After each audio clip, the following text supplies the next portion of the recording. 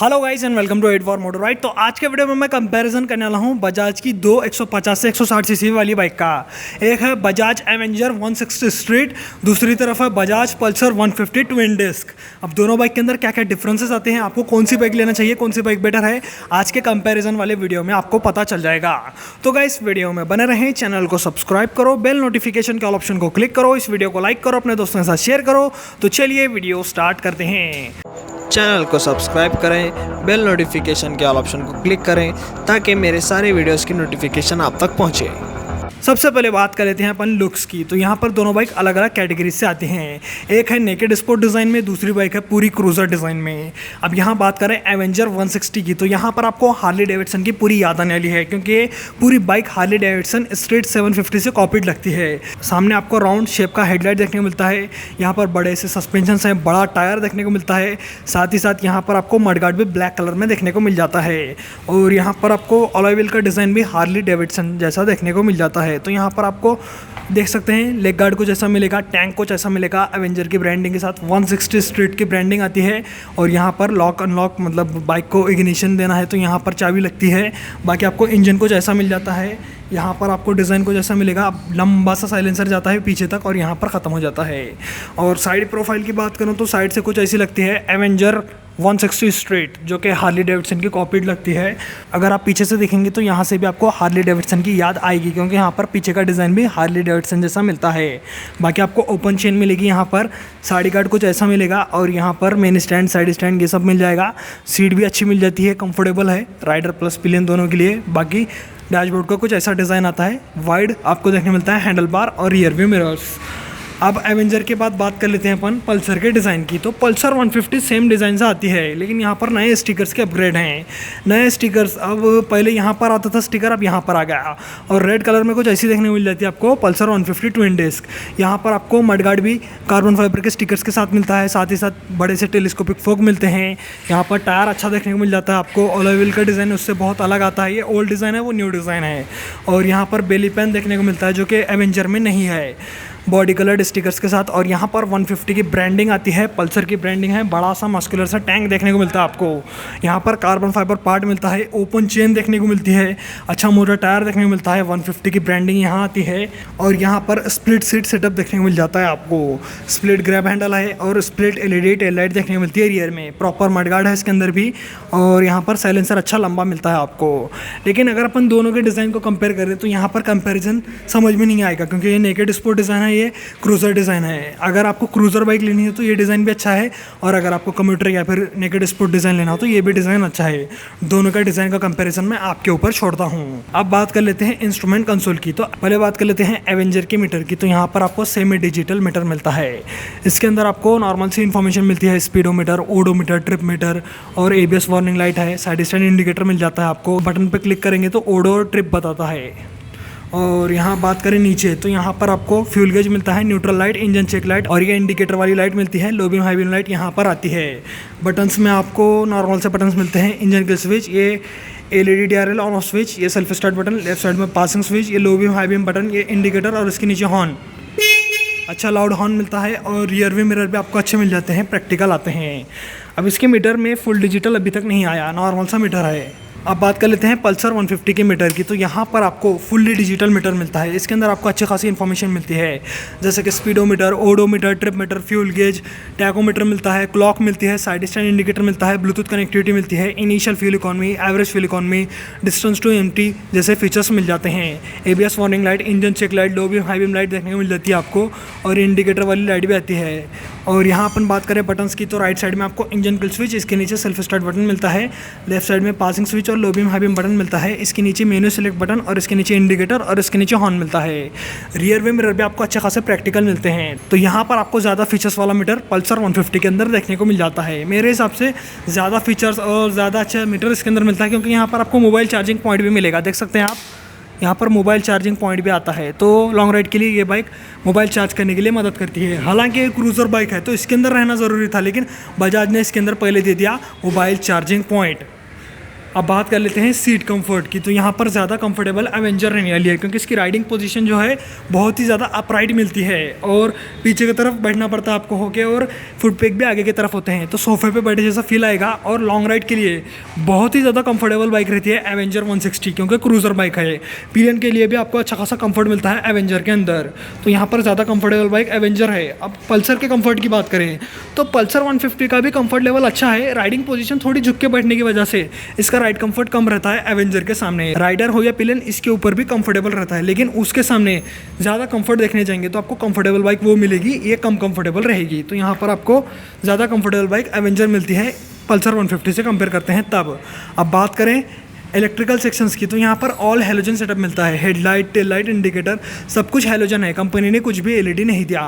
अब पल्सर की बात करें तो पल्सर में आपको हेडलाइट हेलोजन मिलेगी, इंडिकेटर भी हेलोजन मिलेंगे, लेकिन जो टेल लाइट है वो आपको एलईडी वाली देखने को मिल जाती है।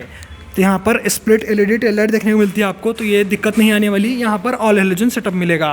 अब बात कर लेते हैं सस्पेंशंस की। तो दोनों बाइक के अंदर सस्पेंशन सिमिलर आते हैं, लेकिन ज़्यादा अच्छे सस्पेंशन पल्सर में आते हैं। पल्सर में आपको मोटा सस्पेंशन मिलता है, फ्रंट में टेलीस्कोपिक फोक ज़रा मोटा है, और अवेंजर का देखेंगे तो ये पतला आता है सस्पेंशन, देख सकते हैं आप, यहाँ पर पतला है और यहाँ पर मोटा सस्पेंशन है। और रियर सस्पेंशन की बात करें तो पल्सर में नाइट्रॉक्स मिलते हैं, ट्विन स्विंग आर्म, यहाँ पर एक है सस्पेंशन, उधर एक है। यहाँ पर नाइट्रॉक्स सस्पेंशन रहने की वजह से ज़्यादा अच्छे रहते हैं। यहाँ पर अवेंजर में नॉर्मल से सस्पेंशन आते हैं, ट्विन स्विंग आर्म है लेकिन नाइट्रॉक्स नहीं है, देख सकते हैं आप, नाइट्रॉक्स देखने को नहीं मिलता आपको एवेंजर के अंदर, तो ये कमी रहती है एवेंजर में सस्पेंशन सेटअप में, लेकिन इसके बावजूद ये ज़्यादा कंफर्टेबल बाइक है। अब बात करें टायर्स की तो आपको टायर्स ज़्यादा मोटे एवेंजर में मिलेंगे, सामने आपको 90-90-17 का टायर मिल जाता है, और पल्सर में भी आपको 90-90-17 का टायर मिलता है सामने का टायर सेम है दोनों बाइक के अंदर। लेकिन रियर टायर की बात करें तो अपने एवेंजर में 130-90-15 का टायर मिलता है, यहाँ पर आपको 130 mm का मोटर टायर मिलेगा, और पल्सर 150 में 120-80-17 का टायर है, तो यहाँ पर 120 mm का है और एवेंजर में 130, तो यहाँ पर ज़्यादा मोटे टायर एवेंजर में आते हैं और ज़्यादा बढ़िया टायर एवेंजर के अंदर आते हैं। दोनों बाइक के अंदर ट्यूबलेस टायर्स हैं। अब बात करें ब्रेकिंग की तो यहाँ पर बढ़िया ब्रेक्स 150 में मिलेंगे, क्योंकि यहाँ पर आपको dual disc with single channel ABS मिलता है। सामने आपको 280 mm का डिस्क मिलेगा विद सिंगल चैनल एबीएस।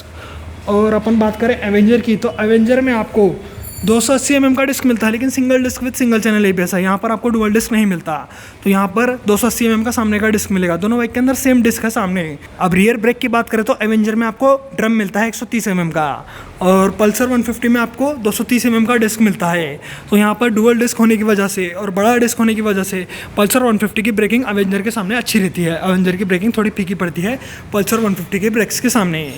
अब बात कर लेते हैं इंजन की, तो यहाँ पर आपको बड़ा इंजन मिलेगा एवेंजर के अंदर। एवेंजर में मिलता है आपको 160 सीसी का इंजन, जो कि air cooled single cylinder 4 stroke 2 valve BS6 phase 2 compliant है, और यहाँ पर E20 पेट्रोल का सपोर्ट मिलेगा। मैक्स पावर मिलती है 15 bhp की, और मैक्स टॉर्क मिलता है 13.7 न्यूटन मीटर का विद 5 स्पीड गियर बॉक्स। तो यहाँ पर आपको पावर फिगर्स और टॉर्क फिगर्स अच्छे मिलते हैं। अब यही बात करें अपन पल्सर 150 के इंजन की, तो यहाँ पर मिलता है आपको 150 सीसी का इंजन, जो कि air cooled single cylinder 4 stroke 2 valve BS6 phase 2 compliant DTSI engine है, और मैक्स पावर निकलता है 14 bhp की। मैक्स टॉर्क निकलता है 13.2 न्यूटन मीटर का विद 5 स्पीड गियर बॉक्स।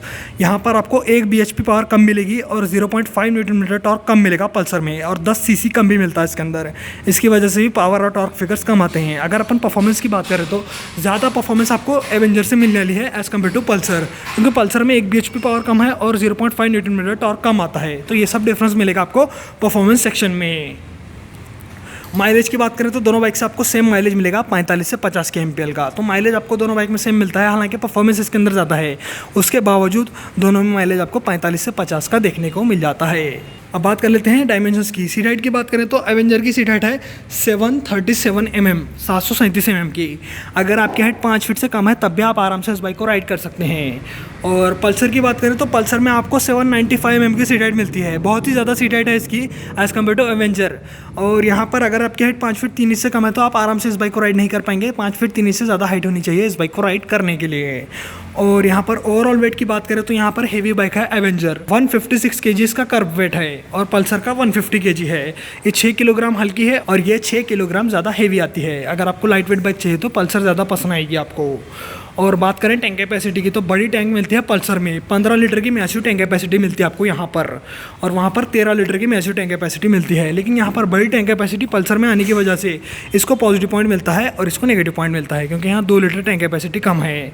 अब बात करें ग्राउंड क्लियरेंस की तो यहाँ पर बड़ा ग्राउंड क्लियरेंस एवेंजर में है, 169 mm का ग्राउंड क्लियरेंस है with main stand, side stand, engine cut off sensor. और पल्सर में 4 mm कम है ग्राउंड क्लियरेंस। पल्सर का बताऊँ तो पल्सर का क्या है, पल्सर में आपको 165 mm का मिलता है ground clearance with main stand, side stand, engine cut off sensor. तो यहाँ पर आपको क्या है, ज़्यादा ग्राउंड क्लियरेंस उस बाइक के अंदर मिल जाएगा।